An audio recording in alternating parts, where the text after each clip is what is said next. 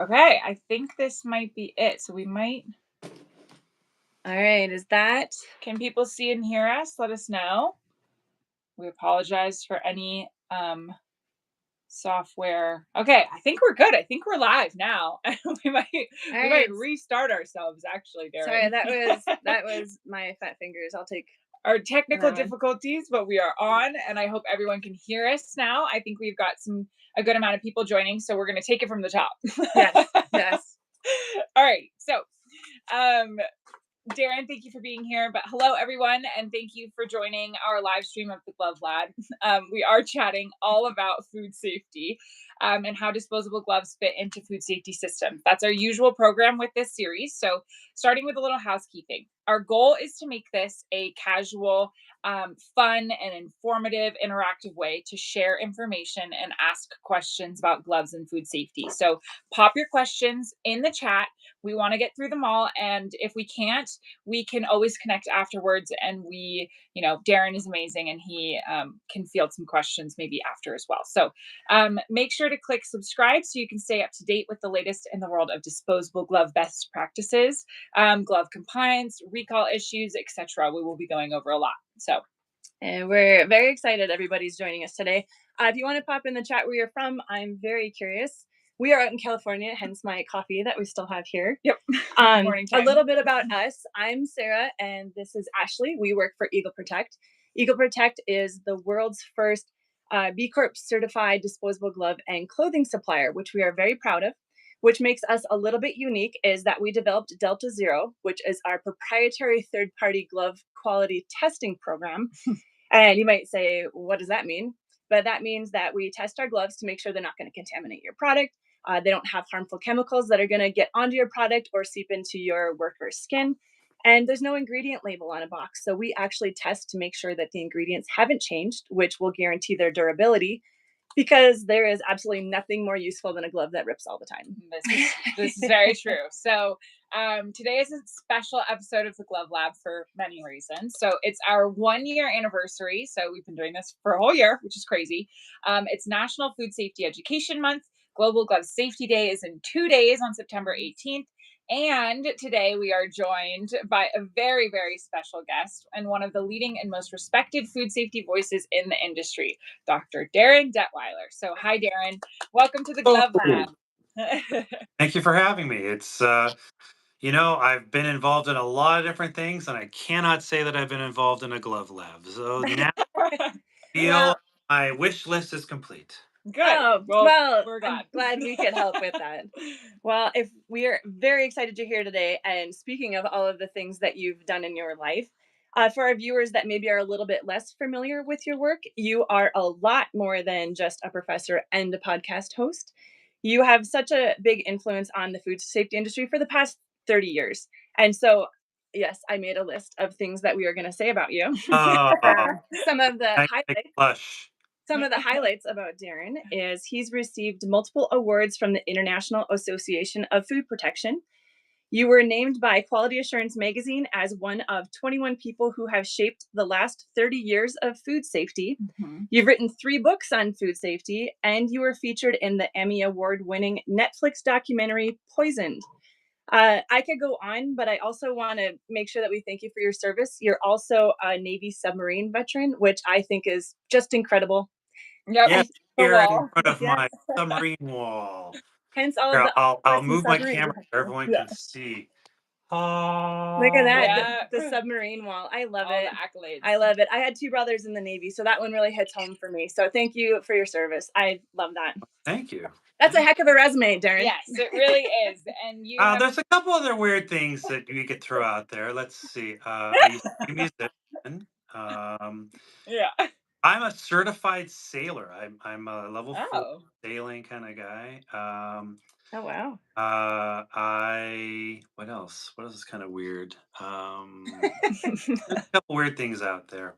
But my youngest son is a music teacher, and it's kind of funny because to me he's my little guy still, even though he's 29. He's my little guy, and yet he tells me his students thinks that he's ancient. He's the Oh. Well, And he's uh, almost 30. My I goodness, he's mean, I getting older. know. middle aged. But it's there's a lot of things going on, and I think it's important to realize that all the things that matter to us, there are things that we could say, it's about togetherness, it's about spending the holidays together, spending time together, being part of a family, but we almost always associate food with that, and the last thing we want to do is create situations where our gatherings and our important moments are remembered for all the wrong reasons. Mhm, And what better way to underscore that than making sure that something as important and literally that moment when we say food safety is in our hands is to focus on gloves. mhm. Yeah, We agree. yeah, I mean, you've definitely earned the status as an American food safety icon. So we just, we really appreciate you coming and talking with us. So, Right. um, to start off, I know it's a very personal story. So for those of our viewers who don't know why you are so passionate about food safety, would you mind just sharing how your food safety journey started? Sure. Um, you know, most people are aware of, they might not have ever read it, but they're aware of Upton Sinclair's book, The Jungle from 1906. And it caused a lot of awareness about food safety. We pretty much did not talk about food safety again until 1993. In 1993 was the landmark Jack in the Box E. coli outbreak. Jack in the Box is a fast food hamburger place, kind of like Burger King, McDonald's, but very West Coast. And there was a shipment of contaminated hamburgers that came up from San Diego all the way up I-5, up to Northern California, to Oregon, to Washington State, and to, I believe, in Nevada and Idaho, and well over 700 confirmed illnesses. Likely there was more. It's just that not everyone goes to the doctor and gets tested. But there were over 150 children that were sickened and sent to the hospitals, and four ended up in the most critical cases and dying. And they were all under 5 years old. Most of them were under 2 years old. But the last one, the fourth and final child to die, was my son. Riley was 16 months old. He never even ate the hamburger. He got sick from person to person contact because another child in his daycare was sick with E. coli. And I don't hold any animosity towards any anger or whatever towards an 18-month-old child. But the shock of the fact that you could get E. coli and you can get sick and become hospitalized and even die from a Mhm. pathogen associated with food, let alone the idea of, let alone associated with something as American as the hamburger, right? Came the shock that A, people could die from this, but also that people could get sick from this and never even eat the product that got them sick. So it was a lot to absorb in 1993. You got to realize too, 1993, the 24-hour news cycle was relatively new at the time. And we didn't have social media and YouTube and TikTok and Yeah. things like that, viral meme videos and that kind of stuff. So this was covered on television. I mean, it was strange. I was on the television a lot. Bill Clinton had just taken office, his first term, and I was doing a live televised town meeting from Seattle, literally a few blocks away from the hospital, talking about this incident with the newly inaugurated president. And he wanted to get to the bottom of this. Um, my son's funeral was covered live on television, like Good Morning America and local and national news networks. It was a very surreal moment in time to realize that not only the media, but the consumer, the American population was becoming aware of the idea of these invisible threats that are in our food. And I thought that this was going to be something that we would be able to resolve with policy or technology or a food safety culture, if you will. But in the last 32 years since that moment, literally the number of outbreaks and recalls that continue to happen, it's this seemingly endless cycle of failure and hopefully reform. But one of the biggest realities is that, we have held on to data from the CDC. They hold that some 48 million Americans get sick, 128,000 are hospitalized, and 3,000 die every year. And though there's questions over whether or not food safety is better now than it is, or have recalls decreased? Have outbreaks decreased? What I kind of keep focusing on is the fact that those estimates have not changed. Those food safety estimates have not changed in the last 3 decades. So it became a situation where even though this brought light to the attention and there was a significant amount of policy change at the USDA, um, I am still someone who speaks in front of a variety of audiences because we still talk about this. We still talk about the event in 1993. We still Right. talk about this. The documentary was a big eye opener as well. Not, I mean, what was covered was not an eye opener, but to me, an eye opener was the fact that, you know, back in 1993, 1994, I was working on a television movie about what happened, and it was canceled because the network said, "Yeah, no one wants to listen to this. No one wants to watch a TV show Yeah, about I this." think a lot of people were shocked by what was Right. shown in Poison. I Oh yeah. think it really opened the eyes of a lot of people who have never even thought of everything that can happen in our food. Right.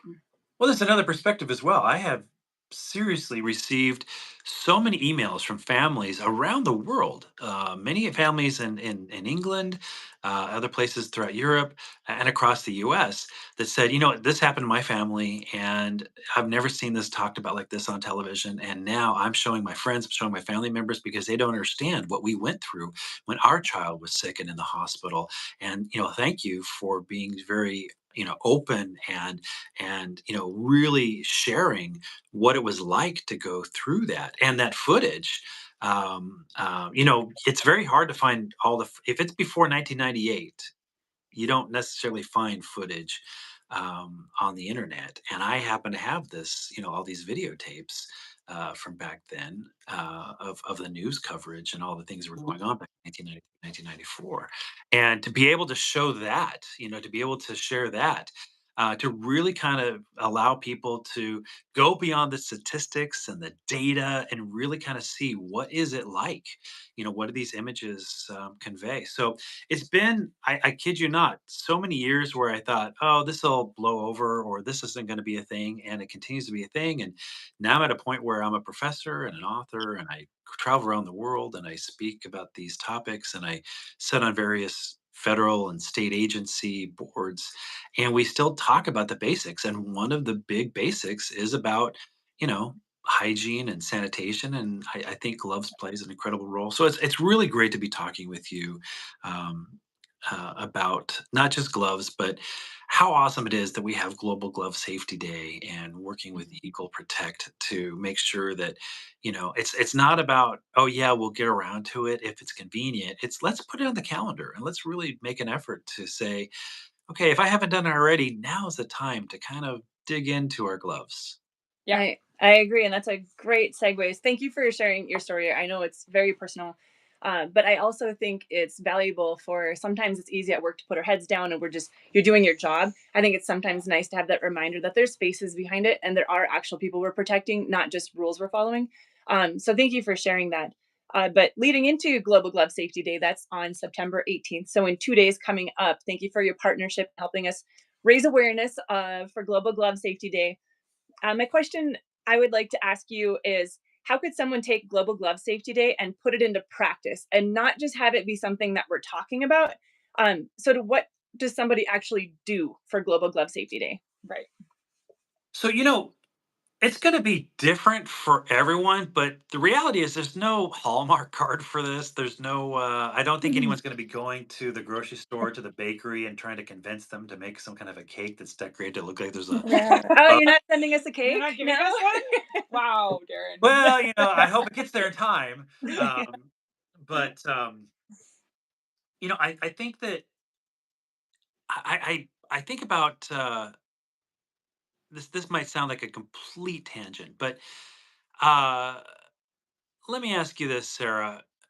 When we have something on the calendar and we communicate, hey, this is what it could mean to you and this is why it's important. I think about daylight savings. And years back, someone had the brilliant idea of associating something with daylight savings. It's something that ends up on the calendars. But we need, other than changing clocks and, spring forward and fall back, Sarah, what do you know is something that's communicated out there about daylight savings? that people Yeah. should be doing. I was gonna say definitely the clocks and the alarms to make sure you're not late for work the next day, but I'm pretty sure you're also supposed to check your, fire alarms. I think the smoke detectors, I think you're supposed to beep Yeah. them, make sure things are working and change batteries and It's amazing, people look at the idea something as simple as having smoke detectors in a house or in your office, whatever. And when there's fires, firefighters are finding how many times the batteries were dead and no one was checking Mhm. the batteries. And a family could have escaped. A family could have been alerted at an early stage that there was a problem and could have taken action that could have saved someone's lives. So someone along the line, I don't remember the year, don't quiz me on this one, but somewhere along the line, someone made the association of, hey, we should put out a idea like a public advisory kind of a thing, public what do you call that? Public service announcement. Every time there's the daylight savings, you should replace the batteries in your smoke detectors. And that kind of cemented it in terms of putting that on people's mindset, putting it on their calendars. So I think that Global Glove Safety Day is an opportunity to say, hey, it's never, convenient necessarily, but let's put it on the calendar and let's look at the idea of gloves. The idea of if we want to have a legacy that is known for being proactive, one of the things we can be proactive of is making sure that we understand what are the tools that we are putting into the hands of our workforce. If we want our workforce, our workers, to be courageous, to put forth Herculean effort, to be those heroes, and ideally to prevent the need for a recall, to prevent the need for an outbreak, we want to make sure that we, like all heroes and TV shows and movies and comics, they have the right tools. So basically, the idea of, well, these are the gloves we've always been using. Why? I don't know. It's just the ones we've always been using. I think it's a great opportunity to raise awareness, to ask questions. Who are we getting these gloves from? What are they made of? How are they tested? Do we know that they're doing the job they're supposed to do? If we hire someone um, into an important role, we're going to be reading their resume and we're going to be checking their references. Same thing with gloves. Who else is using these gloves? Are they tested? What's the feedback on these gloves? Just Mhm. because they're the cheapest, they fit within our budget is not enough in my eyes. I also think we need to be looking at where our hazard analysis and control plans, our food safety plans, even our SOPs and our training. Mm. What do these have in terms of gloves? Are our employees wearing gloves properly? I went to a facility one time where, yeah, the people, they were wearing gloves. There was a great glove station. They came in, they washed their hands, they put on gloves. They had different glove colors for different jobs that they were doing, and there were signs reminding them to wear gloves. But I noticed a woman coming out of the employee restroom, and she had gloves in her back pocket sticking out. Mm, Oh, no. not Oh, Think good. about no. that. Yeah. I don't want to get too descriptive here, but if gloves were sticking out of her back pocket in her Yeah. Yeah. jeans, she came out Not of the great. bathroom. What are the implications there? Yeah. So, is there a culture around the kind of, obvious how we are using gloves, why we're using gloves? How many times have you ever gone to a restaurant and the guy who's, handling your food, he's wearing gloves and you're like, awesome. And then the phone rings and then he answers the phone and then you give him money and he's handing like your cash You're and like, ooh, bummer. turn around and he's going to go right back to Yeah. handling food. I saw that with a pizza. The guy literally took someone's credit card, punched all the stuff in, took my cash, punched it all in, gave him my change back, and then turned around and with the same gloves, Yeah. grabbed the raw dough and started going, like this on it. Yeah. But he And was wearing gloves, right? Yeah. oh, Yeah. okay. I love Who that, are having the gloves supposed to be? the yearly check-in. I love that, where it's Yeah. the yearly check-in of the whole glove program, what you're using, make sure it's working, where you're getting it from. I love Right. that. Well, it's funny because we will be diving into that as well. We have a couple questions, but I think something that's been kind of a hot topic right now is some current events in the food safety world. So we know the FSIS is hot on listeria right now after recent recalls. So we also know that FDA food compliance for gloves does not protect you against getting contaminated gloves, which from the Journal of Food Protection findings we know unfortunately do exist. From those of you who are listening who haven't read the article, I'll pop a link in the chat here. just so that you guys can see that. We do have a kind of shortened version as well. And unfortunately, in the study, listeria was found on new, unused, unopened like boxes of gloves. So, what can a food safety professional do essentially to keep their plants safe, knowing these things? Well, here's what's crazy. You know, when you look at the data and you realize that you almost want to take a double take, right? You think that, oh, it finds that that pathogens can be found on gloves. Okay, but no one suspects that pathogens are found on new gloves. Literally, rip open a package and take out a glove, and it's already contaminated. It's kind of like, would you want to buy a brand new car and the brakes are already defective, or the seat don't Right. work, or the airbag has an asterisk, doesn't work, or you buy a car seat and it doesn't work. No, this is why these things are important. I think another part, and I don't think that this was the big focus of that article, is not only do we need to consider gloves as a source of pathogen, and what are we doing in terms of our food safety plan to make sure. I was in a submarine, and part of my job was to do repair and replacements of certain parts. And even though I would order a piece of, repair equipment or something that had to be replaced or whatever from the Navy, from the Navy supply system, when I received it, I still had to do my own testing. Mhm. So, are you blindly just getting these boxes of gloves in without doing your own testing? You're just working on the assumption of the company that's making these, making sure you're doing your own testing. But aside from the fact that the gloves themselves can be the contamination, is the fact that even just recently we had a recall that was due to gray nitrite glove particles found in the food. And this was actually in baby food. The fact that your gloves could be so weak and inadequate for the job that your employees are supposed to be doing while wearing the gloves, that they could rip, break apart, and end up becoming the contaminant in the food that you now have to recall. So, whether it's due to a pathogen situation or a foreign material situation, we are seeing a continued problem with these gloves being the source of the outbreak and recall.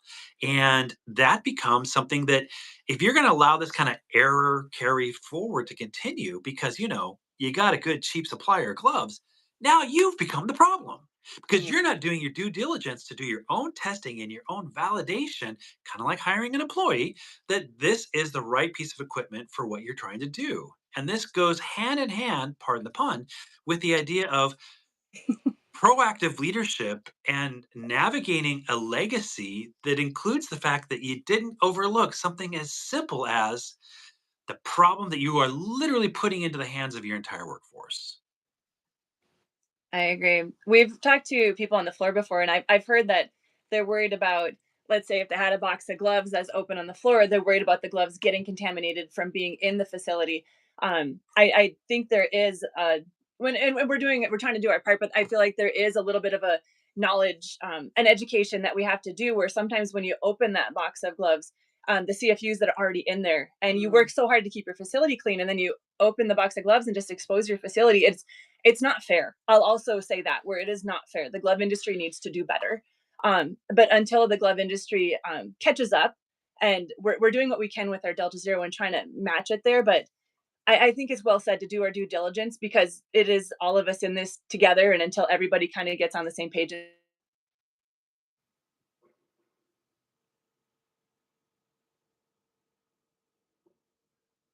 Can you hear me?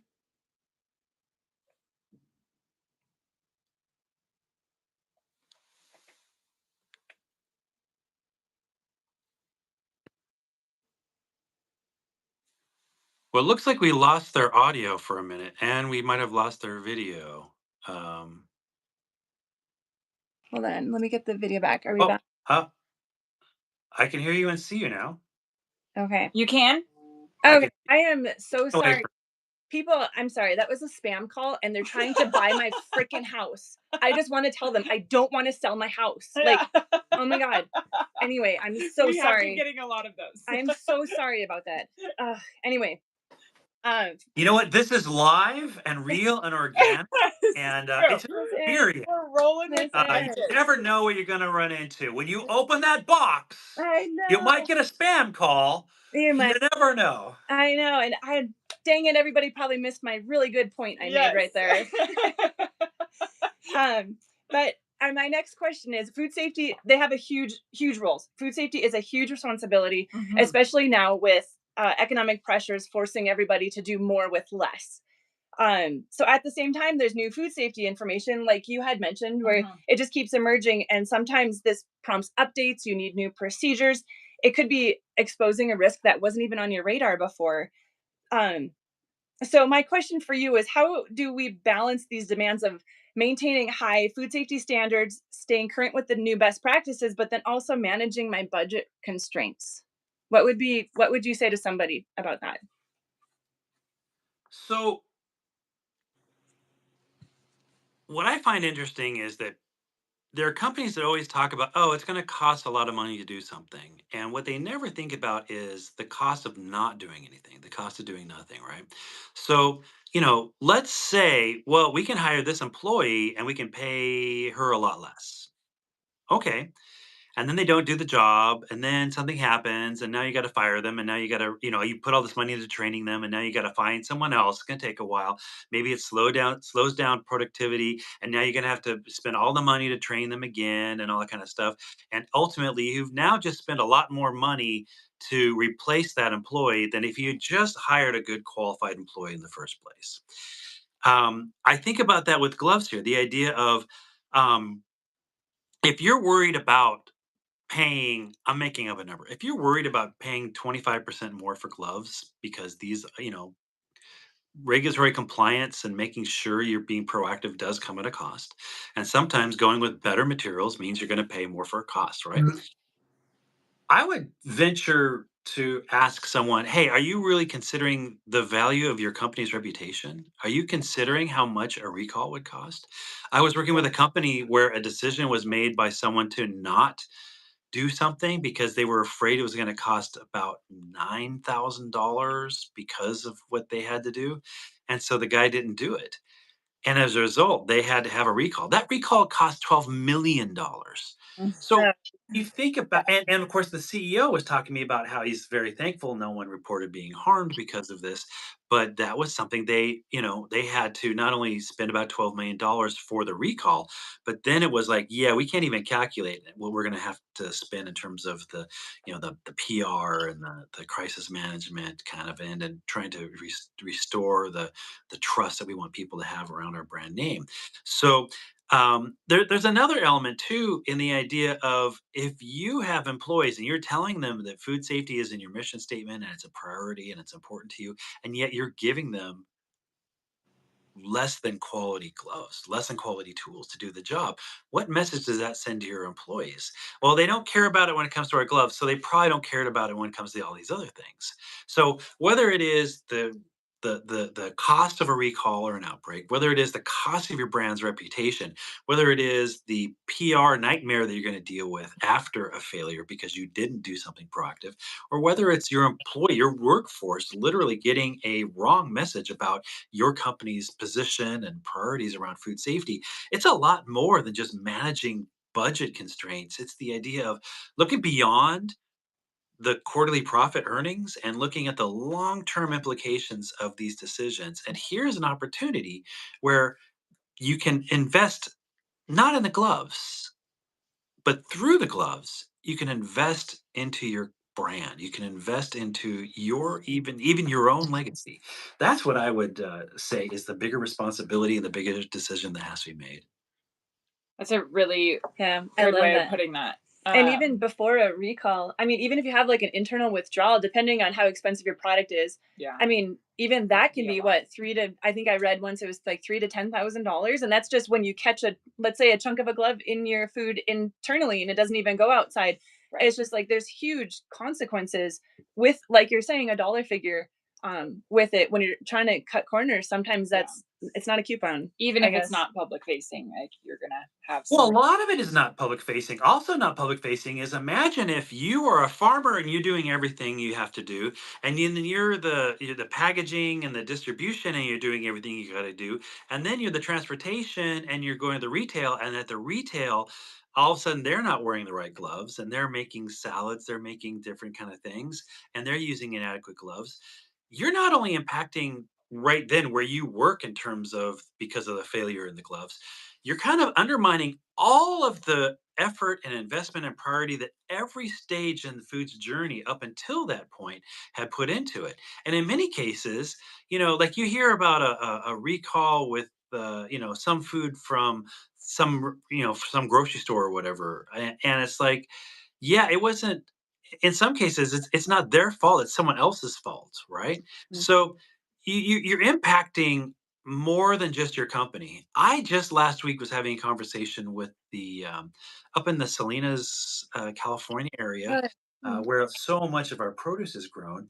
And one of the things they're talking about is that um, back in 2006, 2008, when they had significant outbreaks tied to produce, it wasn't just the company that was causing the problem that was impacted. It was the entire sector, and we see that over and over again. Remember all those outbreaks with Chipotle? Mm. Yes. Right? Yeah. Yeah. It wasn't just their Mexican restaurant that was impacted economically. It was all restaurants in that category. Same thing with, Jack in the Box. It wasn't just that hamburger restaurant. It was all hamburger restaurants. Or that lettuce company. It was all lettuce companies. So, again, the consequences are bigger than simply just the idea of it's going to cost a little bit more to get better gloves, or, that kind of a thing, or no one's going to know. No one's going to know kind of Mm. a deal. Sometimes the consequences are not only company wide, industry wide, sector wide, but also the public health ramifications. Mm. We have to take those into consideration. So, if you are someone who's looking at the cost of doing these things, you really need to reevaluate the cost of not prioritizing and investing into the quality gloves that you're putting into everyone's hands. That's very That's true. very true. And Uh, it leads kind of perfectly into our next section of question, which you've basically touched on already. But disposable gloves are a very simple food safety item, but not having the right, glove, or not using the right tool, um, or using it properly when, it can be human error, other things, um, can have huge food safety ramifications, like you just said. So, including ripping and foreign material contamination to microbial contamination. There's a lot that people can't see as well, that doesn't get a lot of, I guess, people pay attention, but you can't see it, so it's hard to yes. justify. So, from your experience, what should companies know about gloves? Maybe the use and or sourcing of, that they often overlook or get wrong. And I know that you had touched on this, so. Um, Well, I think it's incredibly important for companies to include this in their SOPs and their food safety plans and their overall evaluation. If you're doing environmental testing, if you're doing swabs different places, maybe you should be doing random swabs of the gloves. Open a box and take a swab and mm, seeing what you find to validate, rather than just make an assumption. It's one thing to make an assumption and then find yourself in a situation where, oh, I did everything I can. Okay, but you made an assumption, as opposed to, well, we did test this and we went forward because we used data driven decision making, because we knew that the gloves fit what we wanted. The gloves fit our mission statement. The gloves fit our goals. The gloves, the gloves themselves became a part of our benchmarks in terms of us achieving our goals. If your gloves are not treated like other pieces of equipment, employees, ingredients, then you're missing out on a big picture of what all goes into making your final product. And it's it's hard to kind of paint a picture. I mean, I see you guys are wearing gloves there, um, but and I have I have a glove on my model hand. Love that. But I had an opportunity to become involved in food safety in a way that I hope people don't. Um, it's a weird club. Would I like there to be other people who are advocates like myself and speaking about food safety? Yes. But on the flip side of that, I don't want more people to become an advocate like me because they went through my experience. Understandable.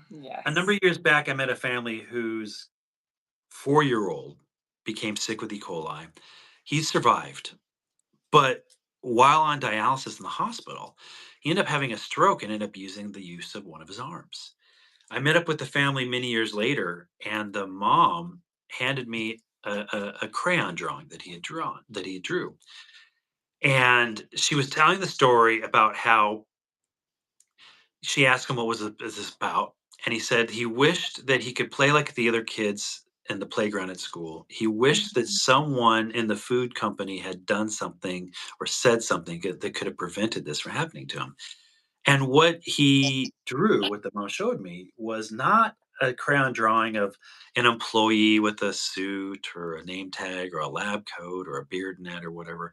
It was literally a superhero in flight, cape, tights, everything. The idea that someone could see our job in food safety as being worthy of wearing a cape in this day of Marvel and DC superheroes and television and on screen, I think is important. But I think this needs to translate in terms of the fact that that's like how important the gloves are to those who look at my life would be different if only someone had taken this priority, taken this seriously, taken these actions to make sure that these heroes have the right tools to do their jobs and we're actually making the problem worse because they're wearing inferior gloves. So I don't want to say that every glove should be adorned with a cape, but the reality is that these are part of the uniform of our heroes and we need to treat them with such respect. And they Mm. are. And speaking, I love how you say with assumptions. And I'll also say that when we talk to people and we say we're trying to do gloves better and we have tested gloves, and a lot of people also assume that our gloves are more expensive. And I can say from talking to people, they're not always. It just takes somebody to take the time to look at what they're using, look at what they could be using. And it is another extra in your day, and everybody's really busy. But those are also some of the assumptions where we have to fight, where it's like, no, until you get all of the data, you don't really know. Right. Well, I found it amazing when I was hearing from you guys that there are times where you have these conversations with the executive vice president of some company in charge of food safety, blah blah blah blah blah, and they're like, "Yeah, I have no idea how much we pay for gloves or even where we buy our gloves for." It's like, why don't you know that? Why don't you know that something as important that's on literally of all your employees' hands and that I hope that you yourself have put on if you've gone into the Yeah. if you don't know where you're getting, oh, it's probably the same order we've had for decades. We always get it from XYZ company Yeah, or whatever. and it touches everything. It touches It does. everything. It's everywhere. Well, it not only just touches everything in terms of food, but also when you look at sanitation, right? Are you wearing these gloves for sanitation? And so therefore how sanitation or how sanitary are these places? Let's think about some recent examples where sanitation of equipment and entire production Yeah, facilities were called into question. But you yeah, also about the Yep. fact that yes, these are there, especially when it comes to sanitation, to protect the skin of those who are wearing them. And what is going on with that in terms of are you making sure that your employees are adequately prepared Mhm. as well as your product? Right. awesome. All right, so I just want to say if anybody has any questions for Darin, pop them in the chat. We have one more, and then if we can get to time allowing, we'll get to as many questions as we can. Um, so put those in there, and Ashley will keep a look on. Okay, so my last question is I'm asking from my experience because we do gloves, we talk gloves, everything we do is gloves. So, from my experience, sometimes I feel like plant managers aren't fully connected to what's actually happening down on the production floor. Because we'll talk to them and it's like, oh, well, how's your gloves? Da, da, da. And my gloves are fine. My gloves are fine. My gloves are Mhm. perfect. They work. They're great.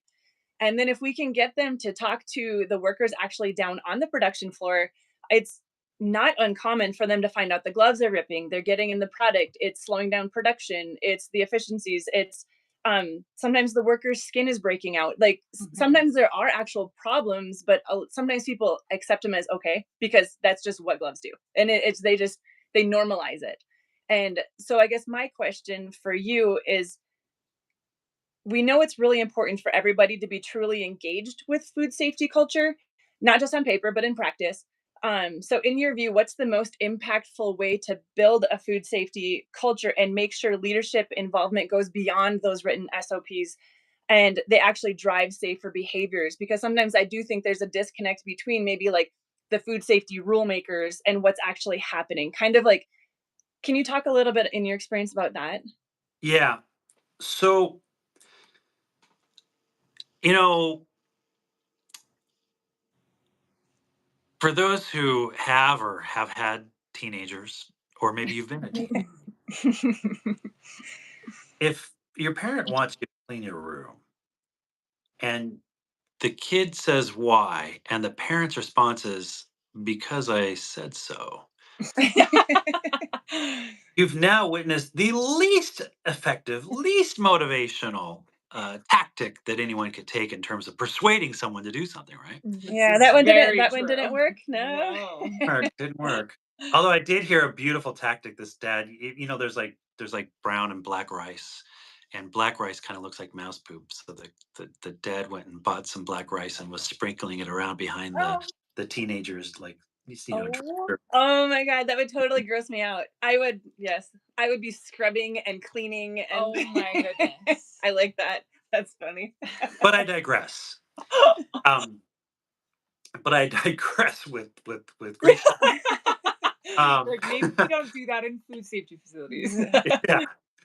The point being, though, is that if you're literally just like, "There's gloves, wear them," that is not going to convince an employee, especially a new employee, in terms of the importance of this, right? You need to make sure that not only do you have an onboarding process, annual training, even beyond that, the idea of posters, things to help people remember. I don't care if you have a video they watch, I don't care if you have a song. We put on the gloves to do this. I don't care, whatever works, right? Um, but if you have a culture around the idea of making sure those gloves are used properly and even they're treated properly when they're not being used, the idea that I love the connotation that Steve Ardog of Eagle Protect shared. This idea that gloves are like the canary in the coal mine. If they're not being treated properly, it tells you a lot about what else you're going to find in there. By the way, we talked about this on my podcast. This is a shameless plug here. It's like, plug away, plug Please, away. Of a please. food safety a-hole, which just came out on the 12th. Check us out. It was very Anyway, enjoyable. I listened. It was very enjoyable. I would recommend. We you're recommend. you're one of the many, which is awesome to see. But it was a great conversation, and I think that look, you know, I've seen companies where this color glove is for if you're sanitizing. This color for glove is if you're for harvesting. This color of glove is if you're planting things. This color glove is if you're doing this. And that's awesome because I think that they should be able to be reflective of how they're being used. You should be able to go and like right now, I don't know what those two colors that you're wearing might represent, but one should be able to come in and go, orange means this, yellow means that, right? That would be a great way to differentiate kind of things that's going on. But I've also been into plants where, yeah, we just all wear black. Why? Because it hides the dirt. You just said a very That's horrible silent part very out loud. scary. Yeah. You want to hide the dirt? This means that you're wearing gloves that you know are going to get them onto your surfaces and onto your product. That's not cool. So No. so again, the whole idea of true understanding of the goals, the targets to meet those goals, and why, in this case, we're wearing gloves, why we're training about things, why we're reinforcing things. I've even been to places where they have a community led food safety committee, and they wanted to make sure that their own employees were able to adequately communicate the importance of, let's talk about this case, the idea of gloves and be able to say, hey, that's not what you're supposed to do. You're supposed to do this first, and have confidence in the idea of telling themselves, what they're supposed to be doing. Um, I've also gone into facilities where the gloves are just thrown onto a counter next to the sink where they're supposed to wash their hands. And it's like, okay, I know this is a weird way of thinking about cross contamination, but why don't you put it in an actual, hook kind of a baskety thing on the wall? Keep it away from the trash can. Keep Yeah. it away from this. Away from the splashes. Yeah. Yeah, next to the coffee pot, next to the staff fridge, all that kind of stuff. But I don't think that people think about this because I don't think sometimes people think about the bigger goal and the bigger targets they're trying to achieve with these. So they just do what's convenient or what's, Mhm. what's right in front of them rather than what's that big picture. Yeah, that makes sense. So if anyone has any questions, please drop them in the chat. We do have a couple that we got on social media before this live stream. So I'm going to ask one of those. We actually got one that is a little bit similar to one that we've asked you, but it has a bit of a twist. So it says, "Hi, Dr. Detwiler. I'm a food safety consultant working with companies across Europe.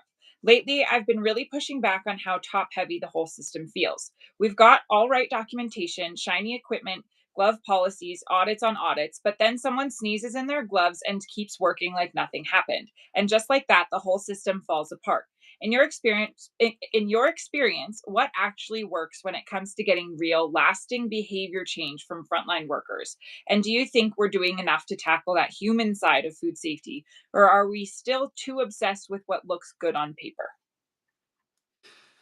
Yeah, sometimes people are people, and people get the impression that they're not allowed to be human and do things like cough and sneeze. Uh, I had this very conversation with a food safety leader who would go into plants, and this was really so smart. Um, everyone's like, "Oh, look, someone from corporate came down. Everyone has to look good," kind of thing.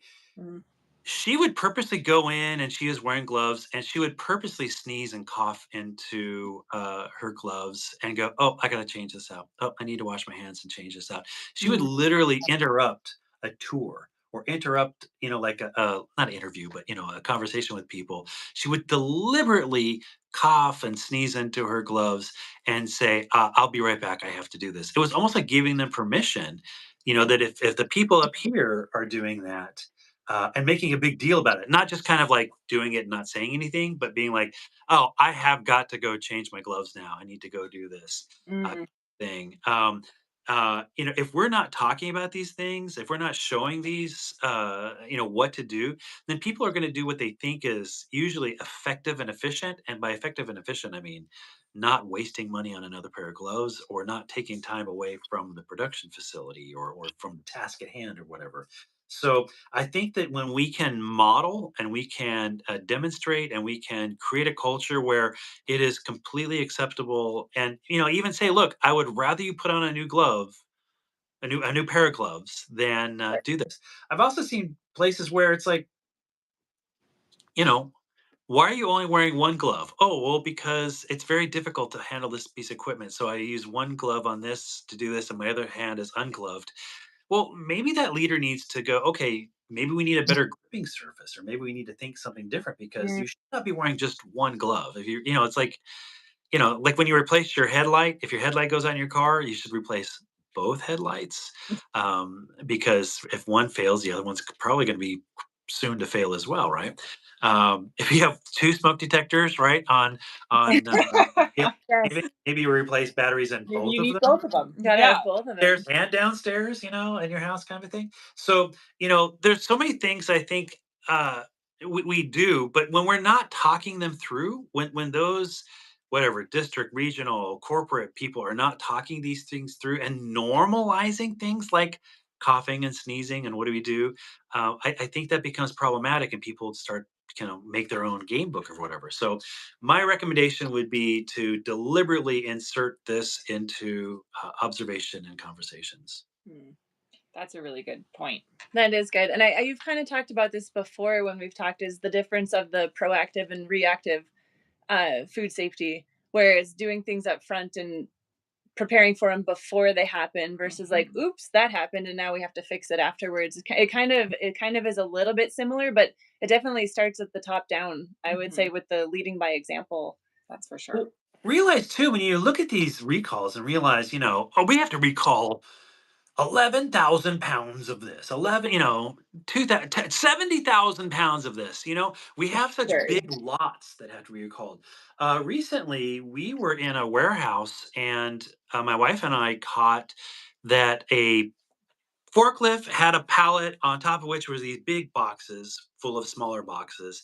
And I think 4 or 5 of these smaller boxes fell off and the product went onto the floor, kind of a thing. And it was like, hold on, stop, and we watched them, and they took those things that are on the ground and they took them away and they kind of segregated them over here to an area that was kind of like almost like behind caution tape or whatever.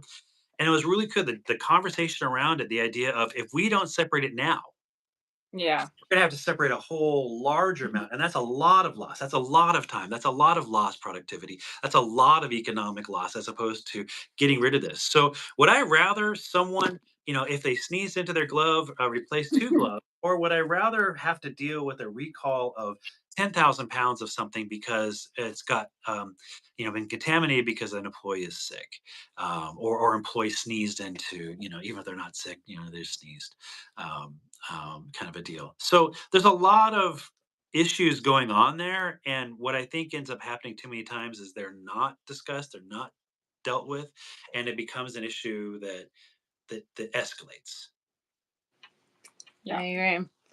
All right. Did we have any? Well, looking at the time, Darren, I think we have one more question. If you can bear with us for one more. This one I'm gonna leave a little bit open ended. So this one is for you. So if you could sit down all food safety professionals Hmm. and have them not just have them listen, but really have them hear you, what would you say to them? Uh, you know,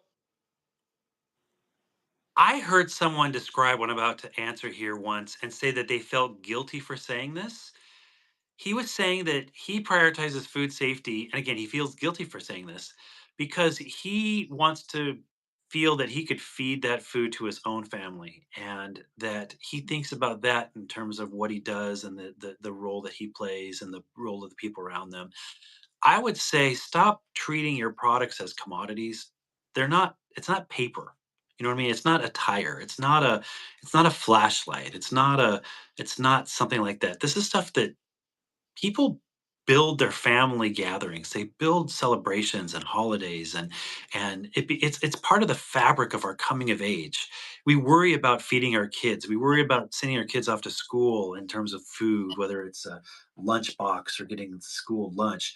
We worry about them going off to college. Are they going to get enough food? Is it going to be safe? We worry about them being able to cook on their own, or somebody go off and live in their first apartment or whatever.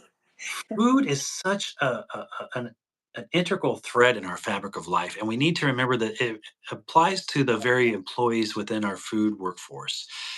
If they are working in a culture that doesn't look at it as food and as a part of families' lives, it looks at it as just another widget, then they'll treat it as a widget. If you treat it as something that literally can make someone healthy or can take away their life, or Mm. can forever impact their quality of life, I think that you start to up the level of concern in terms of the emphasis you put into how you're using something or what you use, or most importantly, why you use that, and why you take those actions. So it becomes something to me that's far more than just a job, more than a product, more than a quarterly earnings statement or something like that. This becomes, something that's really connected into the bigger fabric of life, and I think we need to remember that. I love that. That was a fantastic That's a great answer and answer. way to end it. Yeah. So I know, Sarah, I don't mean to offer up your email, but Oh, let's talk. Let's talk. yes. So if anyone has any questions for us about disposable gloves, or you're having issues with your gloves, Sarah. Yes, I would love to help. Let's talk. We just want everybody to be safer, products to be better. We're all in this together. We can learn from each other. So if you have any questions, anything, and I'll also, is it okay, Darren, if I just like volunteer you? If you have any questions for Darren, perhaps that we didn't go over, or something maybe to clarify what he did say, something about gloves, that kind of a thing, just drop me an email and we'll get back to you and get you the information that you need. That is completely fine. I look forward to it. Yes. But thank you, Darren, for all of the great information. It's always a great conversation. I love talking to you because every time I leave thinking, how can I be better? How can I do better? And I think that's a great thing that you inspire people. And that's why everybody loves listening to you. So, on that note, how could they find you? If somebody wants to follow you without being creepy? I guess. How do we find you? No, no. How can we? Well, Detwiler Consulting Group online. I'm also at PEP Nexus. PEP stands for Protect Every Plate. We have our podcast, Confessions of a Food Safety A-Hole. Maybe we can put a link in the chat here at some point. It's Confessions. I'm looking it up here. Here we can grab Foodsafetyahole.com. a-hole. That one wasn't taken. Wow. Oh, can you believe it? And I write regularly for Quality Assurance and Food Safety Magazine and for New Food Magazine. And I have to admit, I'm probably one of the easiest Googleable persons out there. Google. But Detwiler Consulting Group is their webpage, and I go to a lot of events and speak, and it's always great to connect with folks. What's crazy is I was at dinner last night with some folks, and we ended up finding out that we knew some common people that we didn't realize that there was a connection. And the guy was asking me, "How is it that so many people know who you are?" And I'm like, "Well, when you're like on every platform and you write books and you teach courses and you speak on podcasts, people tend to know what you say. But I think what's important is that what I have to say is." It's really kind of connected to the idea of we all eat, we all have families, we all care about our lives and those people in our lives, and we all care about our jobs. And so, You I don't. also put in the work though, Darin. I mean, You don't shortchange do. yourself. You put Yeah. in a lot of work and energy, and it is appreciated. It's really important for everybody in the industry to be talking to each other. So all of the time and energy you put in is very appreciated. Yes. So thank you, Darin, for being here and sharing your insights. You're so full of information, like we've said, so we might just have to have you back. That's all we're Write that down. I'm Yeah. full of So yeah. Pencil us in. Yeah. Yep. information. Yeah.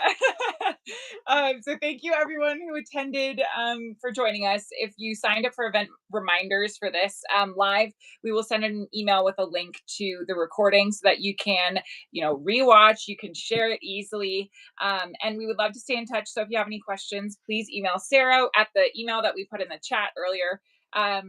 And we host the Glove Lab once a month. Next month is October 8th at 10 a.m. Pacific Standard Time. And we'll be going over glove best practices. So that is going to be an easily digestible format, kind of something that you can quickly share with your team, going based off of kind of what we've talked about today. But if you aren't able to attend next month's live stream or simply don't want to, which is fine. It's all right. I will put a link to the PDF on our website where you can grab our glove best practices guide right now. And if you have a topic about disposable gloves or food safety that you want us to go over, just let us know. We are looking to have more guests like Darin and maybe him again. So let us know if you'd like to join or if you know anyone who you'd like to hear from. So make sure you subscribe, and thank you for joining us on the Glove Lab. And thank you, Darin. You set the bar very high. Very high for our next. Thank you. And I really appreciate your glove language. Yes, I see what you did there. See what I did there? I see what you did there. Okay. All right. That's We great. really appreciate it, Darin. Thank you. Thank you. I will put this in the chat just so that we have it. There we go. All right. All right. Thank you, everyone. Bye.